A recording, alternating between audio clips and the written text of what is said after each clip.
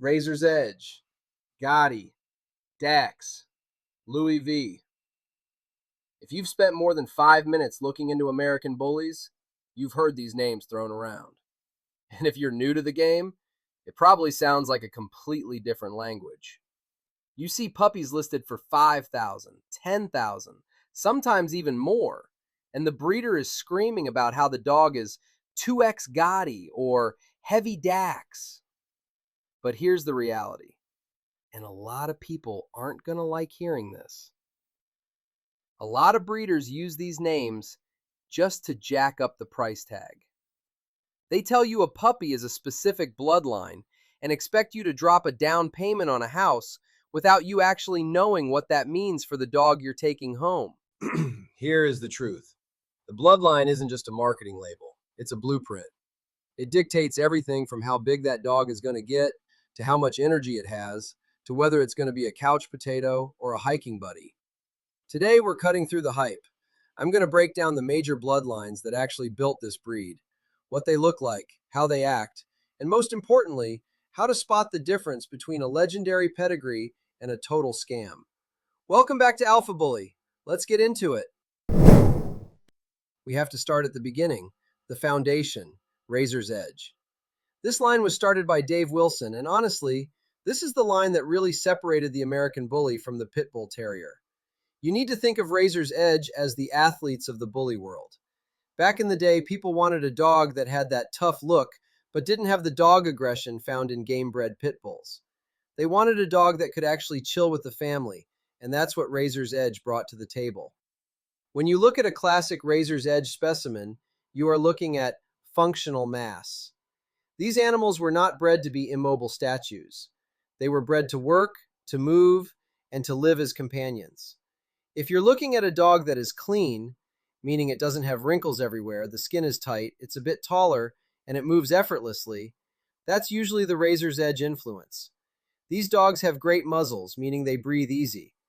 If you want a bully that can actually go on a 3-mile hike with you in the summer, or you want a dog that plays fetch with your kids in the backyard without gassing out in 2 minutes, this is usually the bloodline you're looking for. They might not have that massive alien head look that's trending right now on social media, but in terms of structure, health, and lifespan, Razor's Edge is the bedrock of this breed for a reason. Now, let's flip the script. If Razor's Edge is the track star, Gottiline is the linebacker. This line comes from Richard Barajas and the famous dog, the notorious Juan Gotti. This is where the breed got thick.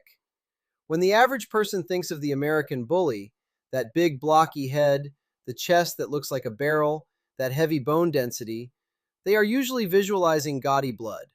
This line brought the mass. But here's where I need to keep it real with you guys.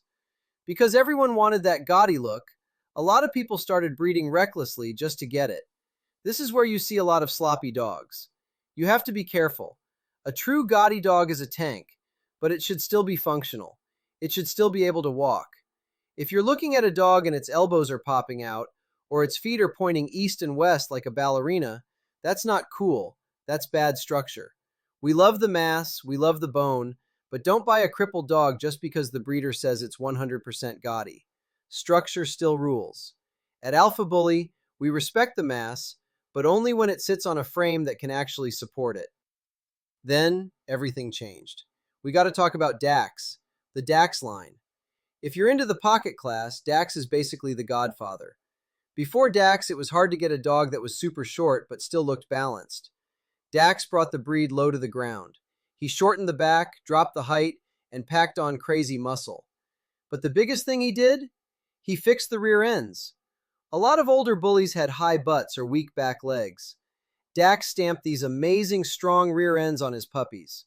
If you see a dog that looks like a little compact bodybuilder with a thick neck that flows right into the shoulders, we call that a seamless neck-to-shoulder transition. You're likely looking at heavy Dax blood. He was prepotent, meaning he stamped his look on his offspring with undeniable consistency. For the pocket class, Daxline isn't just an option, it is practically a requirement if you want that competitive look. Fast forward to right now, the modern era. This is what you see scrolling on TikTok and Instagram. Venom Line, Muscle Tone, Louis V, These dogs are focusing on the wow factor. We're talking exotic colors, lilac, chocolate, tricolor, and extreme compactness. These dogs are shorter than pockets. Some are even micros. They look like little statues. And yeah, they sell for a lot of money because they grab attention. They look cool, I get it. But as a buyer, you have to be extra careful here. The more extreme you go, shorter, wider, smaller, the more health risk you run into. If you're dropping 5 or 10 grand on a modern pup, make sure you see the parents breathe. Make sure they can run. A beautiful statue that cannot breathe is not a flex. It's a failure. Don't buy a headache just because it looks cool in a photo. So, which one is the best? Razor's Edge, Gotti, DAX? The answer is none of them. Here is the Alpha Bully philosophy. You cannot walk a piece of paper. A pedigree is just a recipe. You can have the best recipe in the world, but if the chef, the breeder, doesn't know what they're doing, the meal is going to be terrible. I've seen purebred Gotti dogs that look terrible, and I've seen scattered pedigrees that produced absolute monsters. At Alpha Bully, we respect the lineage, but we look at the dog in front of us first. We check the bite. We check the feet. We watch them move. Health, temperament, and structure always beat a fancy name on a piece of paper. I want to know what you guys think. Are you old school? Do you like that clean, functional Razor's Edge look?